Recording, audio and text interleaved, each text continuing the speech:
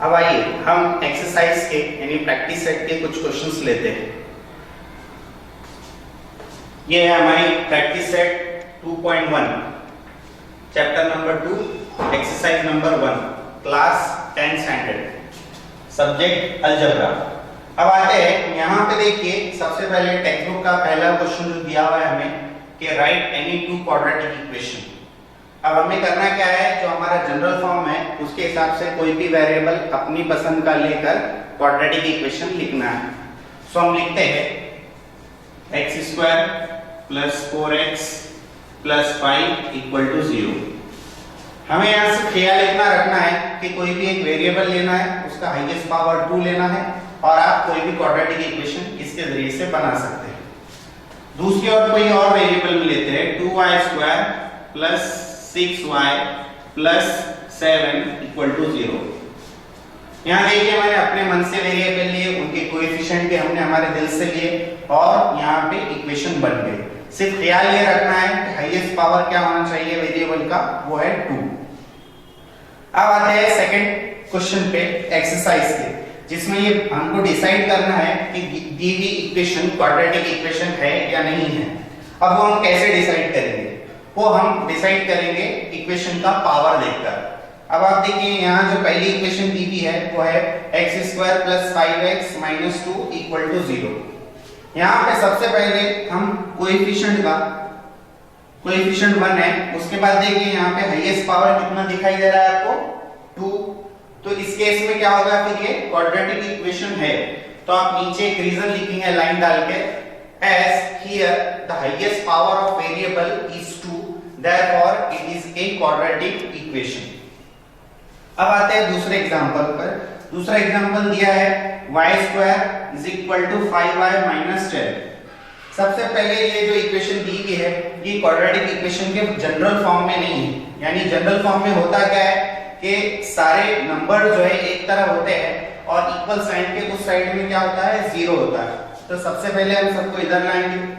सो y², अब ये 5y इधर आएगा तो क्या हो जाएगा -5y।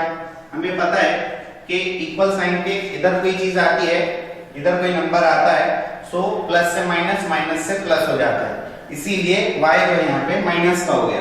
उसके बाद -10y इधर आके +10 हो जाएगा और इधर कुछ नहीं बचा है तो क्या बचा है 0। अब देखिए यहाँ पे वेरिएबल का हाईएस्ट पावर कितना है 2, देयरफॉर ये क्या है, फिर एक क्वाड्रेटिक इक्वेशन है।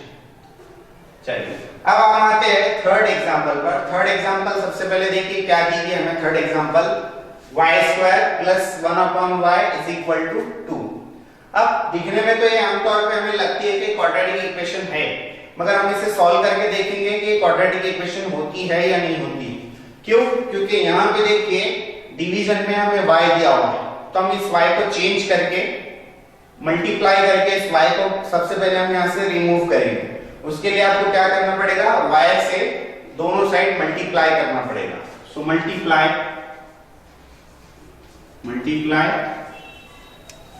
Both side by y। यानी हमें जिसे रिमूव करना है, जिसे हटाना है डिनोमिनेटर में से, उसी से हम सबको इक्वेशन को पूरी मल्टीप्लाई करते हैं। सो अब आप क्या करेंगे, y इंटू आप क्या करेंगे y² + 1/y * y और 2 * y। यानी इक्वेशन के LHS और RHS दोनों से आप क्या करेंगे, y से मल्टीप्लाई करेंगे। अब उसके बाद देखिए यहाँ पे y का पावर क्या है 1, यहाँ y का पावर कितना है 2, तो 2 + 1 कितना हो जाएगा 3। सो y³ प्लस, अब यहाँ देखिए ऊपर मल्टीप्लिकेशन में y है और नीचे डिनोमिनेटर में y है, सो ये दोनों y कैंसिल हो जाएंगे। अब यहाँ क्या बचा है 1 = 2 * y 2y। सो आप यहाँ देखिए y का हाईएस्ट पावर कितना है 3 है, इसीलिए। और हमें क्या है, अगर क्वाड्रेटिक इक्वेशन किसी इक्वेशन को क्वाड्रेटिक इक्वेशन बोलना है तो उस वक्त उसका हाईएस्ट पावर कितना होना चाहिए 2 होना चाहिए। लेकिन हम यहाँ देखते हैं कि हाईएस्ट पावर कितना आया 3, इसीलिए ये क्वाड्रेटिक इक्वेशन नहीं है। तो आप नीचे इसके एक लाइन लिखेंगे, as the highest power of the variable is 3, therefore it is not a quadratic equation। अब आते हैं फोर्थ एग्जांपल पर। अगेन आप देखते हैं थर्ड एग्जांपल की तरह नीचे यहाँ y आया था, यहाँ पर क्या आ गया x।